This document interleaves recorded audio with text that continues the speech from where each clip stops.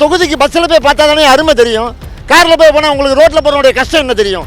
Innova கொடுன்னு ஒருத்தர் கேட்டார், என்ன கேட்டால் பென்ஸ் கார் கூட கொடுக்கலாம். நானும் டிவிக்கில் இருக்கிறவன் தான், அதுக்காண்டி தலைவருக்கு சல்யூட் போடுறாள் நான் கிடையாது. இப்போ புதுசாக வந்தவங்களுக்கு தான் விஜய் இந்த மாதிரி பண்ணுறாரு, ஓகேங்களா? அது நல்லது தான், மக்கள் வரி பண்ணலாம் கிடையாது. இப்போ நீ இலவசம் அப்படின்னு சொல்லிட்டு போயிட்டு ஆம்பளை நான் துட்டு கொடுத்து நின்று போகிறேன், அது மாதிரி எம்எல்ஏ பஸ்ஸில் நின்று போக சொல்லு.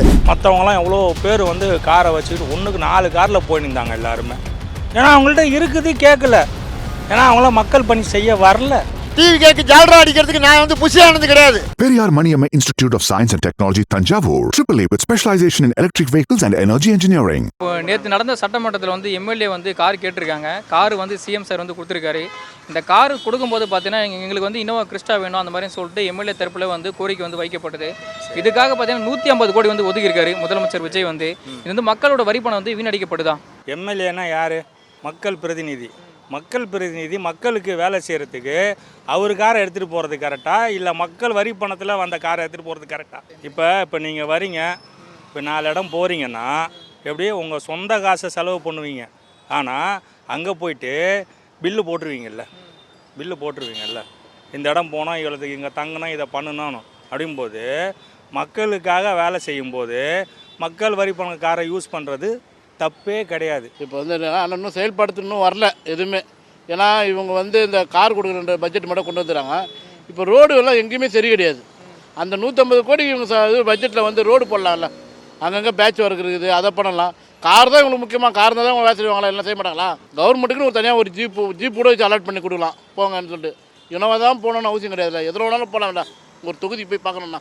அது மாதிரி இதெல்லாம் வேஸ்டான செலவு தான் கார் கொடுக்குறது. ஆனால் இருந்தாலும் வந்து அதை தவிர்க்கலாம். முன்னால் முதல்வர் சொன்னார் இல்லையா, யார் வீட்டு நெய்யை எடுத்து யார் ஸ்வீட் பண்ணுறதுன்னு கேட்டார்ல. இப்போ நான் கேட்குற மக்கள் சார்பாக, யார் வீட்டு எண்ணெயை எடுத்து நீங்கள் பலகாரம் செய்கிறீங்க? யார் வீட்டு எண்ணெய் எடுத்து பலகாரம் செய்கிறேன்னு கேட்குறேன். இல்லை, முதலுடைய போக்கு இப்போ சரியில்லை, சேர்க்கை சரியில்லைன்னா போக்கு மாறும்.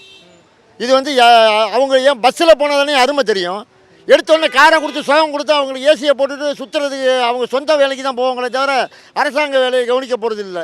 இப்போ நான் பஸ்ஸில் போகிறேன், முதியோர், நானே துட்டு கொடுத்து போகிறேன். ஏன்னா டிரான்ஸ்போர்ட் நஷ்டத்தில் ஓடுதுங்கிறாங்க. நான் இலவசத்துக்கு போகல, டிக்கெட் கொடுத்தா நானே போகிறேன். ஏன் எம்எல்ஏகளுக்கு ஹாஸ்டல் இருக்குது, எம்எல்ஏகளுக்கு பஸ் இருக்குது, ஹாஸ்டல்லேருந்து பஸ்ஸில் போகலாமல்? ஏன் தொகுதிக்கு பஸ்ஸில் போய் பார்த்தா தானே அருமை தெரியும். காரில் போய் போனால் உங்களுக்கு ரோட்டில் போகிறவனுடைய கஷ்டம் என்ன தெரியும். இனோவா கொடுன்னு ஒருத்தர் கேட்டார், என்ன கேட்டால் பென்ஸ் கார் கூட கொடுக்கலாம், இல்லைன்னா ஜாகுவார் கூட கொடுக்கலாம். கொடுத்தா நல்லது தான். ஏன்னு கேட்டாக்கா 233 பேரும் வந்து இல்லாதப்பட்டவங்க. நான் புரியுதுங்களா? சம்பளம் ஏன்னு கேட்டால் மாதம் 10,000 ரூபா தான் சம்பளம் வாங்குறாங்க எல்லா எம்எல்ஏவும். வீணடிக்கலாம் படலைன்னா ஒரு எம்எல்ஏவுக்கும் எவ்வளோ கஷ்டப்பட்டு வந்துக்கிறாங்கன்னு அந்த சட்டசபையில் சொல்லிக்கிறாங்க.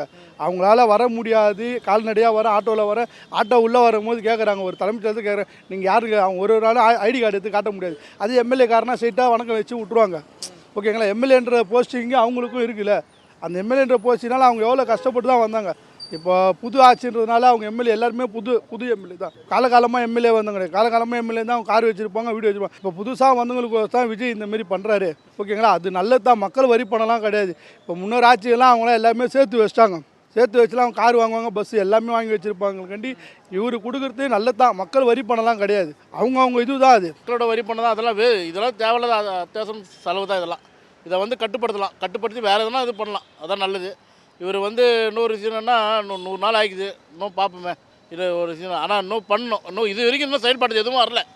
அவங்களோட செயல்பாடு தான் இருக்கிற கண்டி. இன்றைக்கி மக்களுக்கு வந்து வர வேண்டிய செயல்பாட்டுக்கு இன்னும் வரல யாருமே. இந்த பொதுமக்களுக்கோ ஒரு ரோடு போகிறதோ ஒரு விஷயமோ எதுவாக இருந்தாலும் இதுதான். இப்போ வந்து நேற்று கூட எங்கேயோ பெரிய பிரச்சனை இருக்குது, அதை கூட கட்டுப்படுத்தலை. இன்னும் என்னாச்சுன்னு தெரியல. அந்த கத்தி வச்சுன்னு பப்ளிக்லேயே வெட்டுறாங்க. மணலியில் ஒரு பையனை பப்ளிக்லேயே போட்டு பண்ணுறாங்க கோயில் திருவிழா பொழுது. முதலமைச்சர் வந்து இதை அத்துமீறி பண்ணுறாரு. அதாவது உங்களுக்கு அதிகாரம் இருக்கேன்னு சொல்லி உங்கள் எம்எல்ஏ ஜெயிச்சதுனால உங்கள் எம்எல்ஏ கொடுக்குறீங்களா? இதோட நேற்று ஒரு புஷியானந்த ஒரு பேச்சு பேசினார். இது எனக்கே ஒரு கட்சியில் எனக்கே கேவலமாக இருக்குது. அதாவது எங்கள் கட்சியில் இருக்கிற அனைவருக்கும், போஸ்டிங்கில் இருக்கிற அனைவருக்கும் நாங்கள் பதவி கொடுத்தோங்கிறாரு. எப்படி பதவி கொடுத்து நீங்கள் கொடுக்கல சார்? முதலமைச்சருக்காக மூஞ்சிக்காக நாங்கள் ஓட்டு போட்டோம் சார். மாவட்ட செயலாளருக்காக நாங்கள் ஓட்டு போடல, முதலமைச்சருக்கான தான் ஓட்டு போட்டோம். இப்போ அதுவும் ஏன்டா ஓட்டு போட்டோன்னு யோசிக்கிற நிலைமைக்கு முதலமைச்சர் கொண்டு வந்துட்டார்னு நினைக்கிறேன். இதே மாதிரி அவர் செய்தால், இது வந்து நானும் டிவிக்கில் இருக்கிறவன் தான், அதுக்காண்டி தலைவருக்கு சல்யூட் போடுறாள் நான் கிடையாது. நான் எப்போ ஓட்டு போட ஆரம்பித்தேனோ அப்போ நான் மக்கள் பிரதிநிதி. BMW பேசிக் மாடல் பெரிய வண்டி வருது இல்லை, அந்த வண்டி கொடுத்தா கெத்தாக எல்லாம் நம்ம ஊர் இந்தியாவிலேயே வந்து தமிழ்நாட்டில் இருக்கிற எம்எல்ஏங்களுக்கு பிஎம்டபிள்யூ கொடுத்த முதல் மந்திரி யாருன்னு கேட்டாக்கா இவர் பேர் தான் சொல்லுவாங்க, கொடுக்க சொல்லுங்கள். வேறு வண்டியெல்லாம் வேணாம். என்னுடைய ஒப்பீனியன் பிஎம்டபிள்யூ. அதுதாங்க. இது ஃபஸ்ட்டு திரு எடப்பாடி தான் ஏற்றி கொடுத்தாரு விலை. எங்களுக்கு தான் யாரும் எதுவும் ஏற்றி கொடுக்குறதே கிடையாது. நாங்களாம் 2013 கொடுத்த மீட்டரை வச்சு தான் இன்னும் ஓடிக்கிட்டு இருக்கோம். ஆனால் மற்ற எல்லா டிபார்ட்மெண்ட்லையுமே எல்லாத்துக்கும் அகவேலைப்படி எப்படி எல்லாம் ஏற்றி கொடுத்துன்னு தான் இருக்காங்க. அப்படிங்கும்போது மக்களுக்காக சேவை பண்ணுறவங்களுக்கு எப்படி எவ்வளோ செஞ்சாலும் தகும். ஆமாண்ணா, அப்படின்னு பார்த்தா சட்டசபையில் எல்லாரும் மக்கள் நம்பாளுக்கு தானே, அவங்களோட நிதி தானே இருக்குது. இப்போ விஜயோட நிதி, மக்கள் எம்எல்ஏ அவங்களோட நிதி தானே இருக்குது. இது எவ்வளோ செலவு பண்ண எவ்வளவோ பண்ணி கொள்ளை அடிச்சுக்கிறாங்க. அதில் எம்எல்ஏங்களுக்கு கார் கொடுக்குறது கவர்மெண்ட் ஸ்டாப் தானே அவங்களுக்கு. அவங்களுக்கு சொந்தமாக இல்லை எம்எல்ஏன்றது. இப்போ அவங்க ரிட்டையர்ட் ஆகிட்டா வேறு ஆள் கொடுக்க போகிறதில்ல. இப்போ புதுசாக எம்எல்ஏ வராங்க, அந்த கார் தான் யூஸ் பண்ணணும். வேறு யாரும் திருப்பி ஏற்றுமா? இது எல்லாருக்கும் சட்டசபையில் போகிறது எல்லாருக்கும் தான், அவங்களுக்குன்னு கிடையாது. இப்போ எல்லாருமே இது வரவேற்கு தானே ஏற்றுக்கிறாங்க. இது வந்து காரில் போகிறது இல்லை, சைக்கிள் டிவி சீட் வாங்கி கொடு. அவனுடைய ஏரியாவை சுற்றி பார்க்குறதுக்கு டிவி சீட் வாங்கி கொடு. சைக்கிளில் போட, அப்போ தான் அருமை தெரியும். இப்போ நாங்கள் மாத்திரம் பஸ்ஸில் நின்றுட்டு போகிறோம். நீ இலவசம்னு சொல்லிட்டு போயிட்டேன். இதுக்கு முன்னால் இலவசம் ஒருத்தன் சொல்லிட்டு போயிட்டான். இப்போ நீ இலவசம் அப்படின்னு சொல்லிட்டு போயிட்டேன். ஆம்பளை நான் துட்டு கொடுத்து நின்றுட்டு போகிறேன். அது மாதிரி எம்எல்ஏ பஸ்ஸில் நின்றுட்டு போக சொல்லு. அப்போ தான் அவனுக்கு அந்த வழி தெரியும். நீ எடுத்தோன்னே ஏசி, யுனோவா, அப்புறம் டொயோட்டா. ஏடா ஒரு அளவு இல்லை. யார் விட்டு பைசாவை யார் செலவு பண்ணுறது? உலகத்தில் யார்கிட்டயும் பிஎம்டபிள்யூ வச்சுன்னு சட்டசபைக்கு போனது இல்லைங்க. போகிறாங்க, அவங்க சொந்த வண்டி வச்சுன்னு போகிறாங்க. அரசாங்கத்தில் எந்த அரசாங்கத்தில் கொடுத்துக்கிறாங்க? மக்கள் பணி யூஸ் பண்ணுறதுக்கு மக்களோட பணத்தில் தான் எனக்கு கார் வேணும். ஏன்னா அது ஒரு லேண்ட்மார்க் ஆகிடும்ல. இப்போ வண்டி வருது, சட்டமன்ற உறுப்பினர் ஸ்டிக்கர் ஒட்டி வருது. அதில் வந்து அவங்களோட அப்பா பேரையோ அம்மா பேரையோ அவங்க போட்டுக்கிட்டு துணைன்னு வர போகிறதில்ல. சட்டமன்ற உறுப்பினர் அப்படின்னு தானே வர போகிறாங்க. அப்படிங்கும்போது அது தப்பு கிடையாது இல்லை. ஏன்னா இவங்க கேட்டிருக்காங்க, கொடுக்குறாங்க. இதுக்கு முன்னால் உள்ளவங்களாம் கேட்கலையே, ஓப்பனாக கேட்டாங்களா யாராவது? இதை கேட்குறதுக்கே ஒரு கூச்சம் வேணுமாங்க. இப்போ என்கிட்ட இல்லை அப்படின்னு கேட்குறது ஒரு கேவலமாக இருந்தாலும் கேட்குறாங்கல்ல உண்மையாக. நாங்கள் கஷ்டப்பட்டது, நாங்கள் இன்னமும் உனக்கு ஓட்டு போட்டு கஷ்டப்பட்டுட்டு தான் இருக்கோம். இன்னும் கொஞ்சம் மாற்றம் இருந்ததுன்னு எதிர்பார்த்தோம். திருப்பி பழைய குருடி கதவை திரடின்னு கதையை முதலமைச்சர் கொண்டு வந்துட்டார். இது வன்மையாக மக்கள் கண்டிக்கிறோம். ஓப்பனாக சொல்கிறேனே, இந்த பேட்டிக்காண்டி என்னை அரெஸ்ட் பண்ணால் கூட நான் அதை பற்றி கவலைப்பட மாட்டேன். என் மக்களுக்கு என்ன தேவையோ, மக்களுக்கு என்ன சொல்கிறாங்களோ அதை பேசுறதுக்கு தான் இந்த நெல்லை கஜேந்திரன் இருக்கான். டிவி கேக்கு ஜால்ரா அடிக்கிறதுக்கு நான் வந்து புஷியானது கிடையாது. மற்றவங்களாம் எவ்வளோ பேர் வந்து காரை வச்சுக்கிட்டு 1க்கு 4 காரில் போயிருந்தாங்க எல்லாருமே.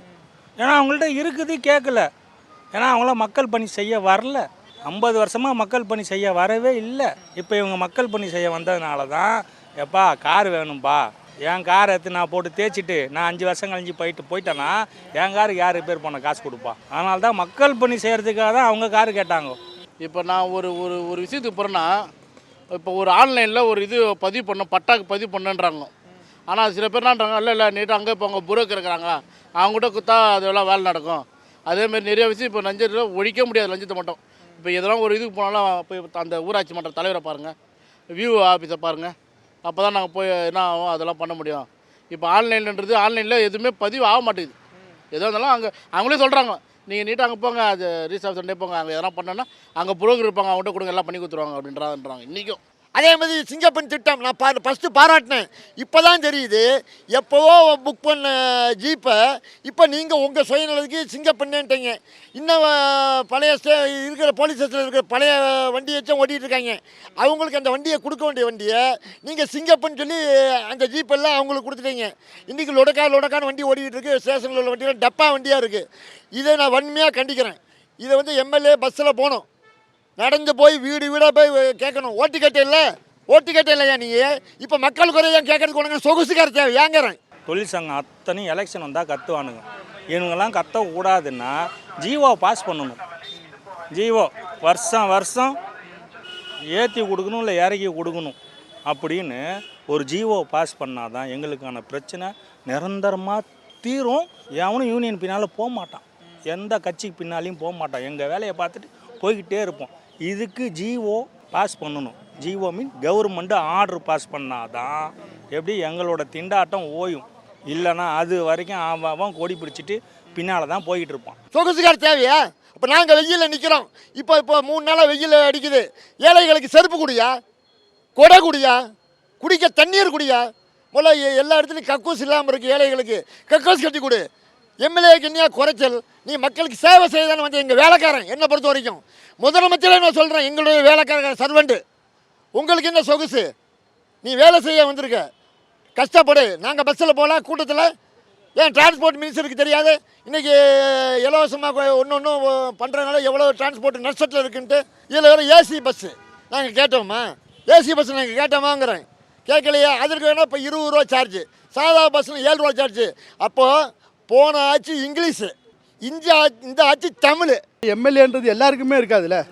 இப்போ இப்போ அவர் என்னன்னா எல்லாருக்கும் மொத்தமாக கொடுத்துட்டாரு. இப்போ யார் இருக்குது யாருக்கு அவர் லிஸ்ட் எடுத்து பார்க்கல. பொதுவாக பார்க்க இப்போ உனக்கு இருக்குது எனக்கு இருக்குது கொடுத்தா ஏற்றத்தாழ்வு வரும். அப்போ என்ன சொல்லுவாங்க, உங்கள் ஆள் எங்கள் ஆளுன்னுவாங்க. அதனால் அவர் பொதுவாக எல்லா எம்எல்ஏக்கும் கொடுத்துட்டாரு. அவங்க இருக்கோ இல்லையோ கவர்மெண்ட்டு காரு இப்போ ஸ்ட்ரைட்டாக தலைமை தேர்தல் உள்ள வந்தால் உள்ளே வந்துடலாம். அவங்க ஓன் காரை அவங்க வீட்டில் வச்சுருவாங்க. இப்போ அமைச்சர்களுக்கு எல்லாருமே கார் அந்தமாரி தானே கொடுத்தாரு அவர். இப்போ பதவி இருக்கும்போது அமைச்சருக்கு எல்லா காரும் கொடுத்தாருல, அந்தமாரி கொடுக்கும்போது இப்போ எம்எல்ஏக்கும் கொடுத்துக்கிறாரு. அவ்வளோதான். இப்போ வர ஜென்ரேஷன் மாற இப்போ அதே ஃபாலோ பண்ணுறாங்க. இப்போ ஒரு எம்எல்ஏ பார்த்தீங்கன்னா நேற்று சொல்கிறாரு, நான் காலேஜ்லேயும் ஃபைலரு, நான் லவ்லேயும் ஃபைலரு. இப்போ எனக்கு எல்லாருக்குமே எதுவுமே இல்லைன்னும் போது அவர் இப்போ எல்லாருமே இருக்குல்ல அவருக்கு. 100 நாள் சிறப்பு நான் மறுக்கலை. 300 நாள் 60 நாள் கலைச்சிருவோன்னு சொன்னாங்க. சாமர்த்தியமாக நீங்கள் 100 நாள் நிற்கிறீங்க, பாராட்டுறேன். இல்லைன்னு மறுக்கலை. நீங்கள் செய்கிறதுக்கெல்லாம் ஆமாம் சாமி நான் போட முடியாதுல்ல. நான் மக்கள் பிரதிநிதி. அன்றைக்கி நான் டிவிக்கே ரசிகன் தொண்டன், மறுக்கலை. ஓட்டு போட்டேன்ல, அப்போ நான் மக்கள் பிரதிநிதி. மக்களுக்கு வேண்டிய நான் பேசுவேன். இந்த இதை முதல்ல மக்கள் எதிர்ப்பு தெரிவிக்கிறாங்க. அவங்க பஸ் அவங்களுக்கு வந்து வாகனம் கொடுக்கக்கூடாது. இதில் வாகனத்தில் அவங்க செலக்ட் பண்ணிக்கிறாங்க வேறு. மக்கள் வரி போனோன்னா அது எல்லாத்தையும் பார்க்கணுன்னா எல்லாத்தையும் அப்பத்துலேருந்தே காலகாலமாக பண்ணியிருக்கணும். இந்த ஒரு கார் விஷயம்லாம் இதுவே பண்ணக்கூடாது. எடப்பாடி பழனிசாமி காலத்தில் கூட தான் எல்லா அமைச்சர்களும் எம்எல்ஏகளும் 1 லட்ச ரூபா கொடுத்தாங்க. ஓகேங்களா? அது இல்லாமல் அவங்க காலங்காலமாக எம்எல்ஏ இருந்தவங்க தான். இந்த ஆட்சியில் இருக்கிறவங்க மட்டும் தான் புது அமைச்சர், புது எம்எல்ஏ. யாரும் பதவியில் இருந்தவங்களே கிடையாது. ஆதரவு இருந்திருப்பார், நான் அப்புறம் முரசொலி ஆனந்த் வெளியே இருந்திருப்பார். மற்றவங்க யாரும் இந்த ஆட்சியில் புது இதுவே கிடையாது. எல்லாம் புது ஆள் தான். அவங்களுக்கு என்னமே அவங்களுக்கு கொடுக்குறது நல்லது. இது சட்டசபையில் ஒரு இது கேள்வியே கிடையாது. 100 ப்ரூஃப் கொடுக்கலாம். ஆப்போசிட் அவங்களே ஏற்றுக்கினாங்கல்ல, இதை பற்றி அவங்களே ஏற்றுக்கினாங்கல்ல. இதை வந்து ஒரு சட்டசபையில் பேசுகிறது நல்ல விஷயம் அப்படின்ட்டு ஆப்போசிட் அவங்களே ஏற்றுக்கினாங்களே. பின்ன எதுக்கு எம்எல்ஏ நீ வந்த? கொள்ளை அடிக்க போகிற. இப்போ அடுத்தாலும் கொள்ளை அடிப்பேன். இப்போ வண்டி வாங்கிட்டேன், அடுத்தாலும் தப்பு பண்ணுற ஆரம்பிப்பேன். நான் முதலமைச்சருக்கு சொல்கிறேன், கட்சி வேறு. எனக்கு நீ என்னையா செஞ்ச? இன்னைக்கு எம்எல்ஏக்கு செய்கிறேங்க, அவனுக்கு என்ன கேடு? மக்களுக்கு சேவை செய்தானே வந்தான். அவனுக்கு எனக்கு சொகுசுன்னு கேட்குறேன். அப்புறம் நாளைக்கு வந்து வீட்டுக்கு ஏசியும்பான், வீட்டுக்கு சமையலுக்கு ஆள் வேணும்பா. என்ன யார் வீட்டு விவசாயம் யார் கொடுக்குறது? இது வந்து மக்கள் கண்டிப்பாக ஒத்துக்க மாட்டோம். அவங்க பஸ்ஸில் தான் போகணும். எம்எல்ஏ ஹாஸ்டல் இருக்கா? உனக்கு ட்ரெயினுக்கு அலோன்ஸ் கொடுக்குறாங்களா? பஸ்ஸில் போனால் எம்எல்ஏ சீட்டுன்னு ஒன்று உங்களுக்கு இருக்குது தெரியுமா? பஸ்ஸில் ஃப்ரெண்டு சீட்டு எம்எல்ஏ சீட்டுன்னு இருக்குது. அது பல வருஷத்துக்கு மேலே எம்ஜிஆர் பீரியடில் எல்லோரும் பஸ்ஸில் வருவாங்க. தலைமைச் செயலகத்துக்கு ஊர்லேருந்து தலைமைச் செயலகத்துக்கு ஒரு எம்எல்ஏ ஹாஸ்டலில் தங்கிட்டு அங்கேருந்து பல்லவன் பஸ், அப்போ வந்து பல்லவன் பஸ் ஏறி தலைமைச் செயலகத்துக்கு போவாங்க. திருப்பி தலைமைச் செயலகம் முடிஞ்சோன்னே எம்எல்ஏ ஹாஸ்டல் வருவாங்க.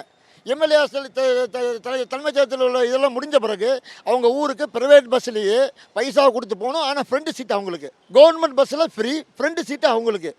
அதுதானே இருந்தது. அப்புறம் என்ன இன்றைக்கி என்ன யுனோவா, அப்புறம் ஆடி, அப்புறம் BMW ஒன்றா கேட்குறது. எவன் வீட்டு முதல்ல எவன் கொடுக்குறது? முதலமைச்சருக்கு நான் கேட்குறேன். இது வந்து நீங்கள் உங்களுடைய அரசாங்கம் முதல்ல நல்லா இருந்தது. எப்போ இந்த 100 நாள் புகழாரம் சூட்டினீங்களோ அன்னியிலேருந்து மக்கள் அந்த 100 நாள்லேருந்து ஒன்று எடுத்துட்டாங்க. Periyar Maniamma Institute of Science and Technology, Tanjavur, AAA with specialization in electric vehicles and energy engineering.